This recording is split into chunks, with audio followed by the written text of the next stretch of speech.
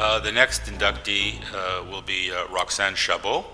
Roxane Chabot has had a colorful career from global positions at Smith & Nephew in the UK, and it's going to be, when you see her, you'll see that obviously she could only have accumulated this wealth of experience as starting as a child protege.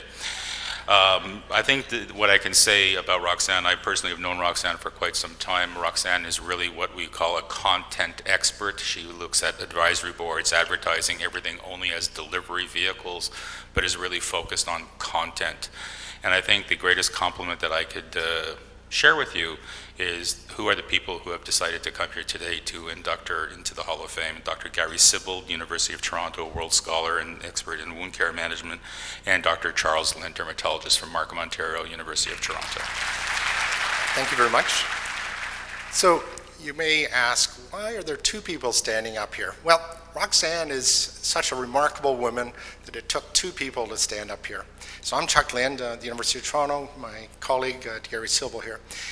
And each of us have known Roxane in different capacities.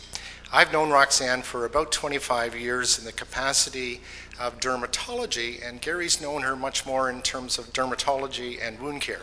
So we'll make her comments pretty brief, but this lady certainly deserves this award. She oozes, they talked earlier about passion, intelligence, hard work. That's Roxane, and makes quite a difference. When I first knew her, she brought this little product called glycolic acid, Neostrata, into Canada. And all the dermatologists said, that's poo-hoo and everything else. She took that product of zero sales into a major $1 million product, and it was her that she did that. She worked for a couple of little small companies, Johnson & Johnson at one point. I think she worked for Smith & Nephew. She worked for Bristol Myers Squibb. And then she figured out that she really had the passion and she knew how to do it. And she developed her own company, RBC Consultants. And basically, I think the ultimate thing is that they actually named a bank after her company. So they often, my wife, when I sometimes get checks from different consulting that I do, she says, "You're doing an awful lot of work for the big bank. Well, what are you doing for them? You're a dermatologist." Anyway, she does have all those qualities, and as we were just mentioned, she really takes a project on of a new drug or whatever, and she looks at it from A to Z, developing the ad boards, developing the sort of marketing materials, but it's really about the content, and she wants it to be evidence-based. She's been the sort of backbone of a number of Canadian guidelines for dermatitis, eczema, rosacea, and acne vulgaris. So I think she certainly deserves the award, and I'll pass the chair over to Gary here. Hi, it's nice to see everybody here, including Madam Mayor, and Madam Mayor has a promise for me in her retirement, and we will do that prevention thing, Hazel, for sure.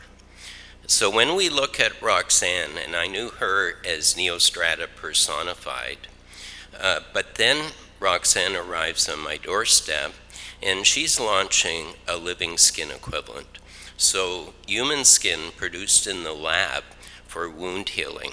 And when we look at wound healing, we realized we started to use this living equivalent. We're the first in the world to put it on the market. And we realized that our wound care practices hadn't kept up with the technology. We had all this great technology, we didn't know how to use it.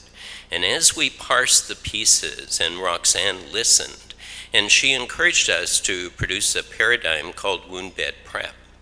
And wound bed prep changed wound care practice around the world, but then Roxane didn't stop there.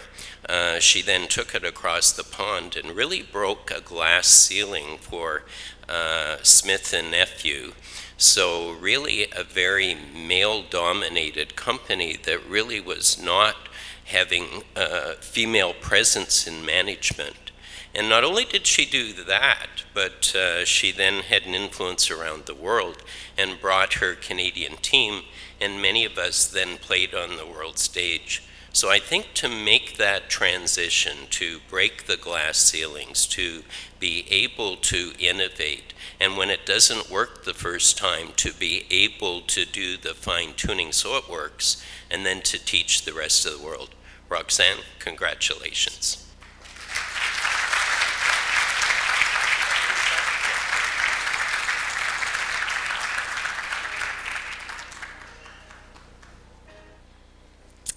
So thank you so much, Dr. Chabot and Dr. Lin, for that heartwarming introduction. I think that our business relationship throughout the years has been nothing less but fascinating, and I look forward to many more adventures together and hopefully the years to come. I'd like to thank the committee of the Pharmaceutical Congress for nominating me. It's quite an honor. And I have to tell you that when I got the email, I thought it was just an invitation to attend, as we all get every year. And I started reading this email. And I said, I was very surprised and I was very humbled to be nominated and placed in the company of such brilliant industry minds. So I really appreciate it. I think throughout my career, what's been important to me is to believe in what I do and to be passionate about what I do in order to better service my customers, my clients, the medical community in Canada and the US, and also, more importantly, to, as Jonathan Goodman mentioned this morning, to hopefully contribute to better patient care and patient lives.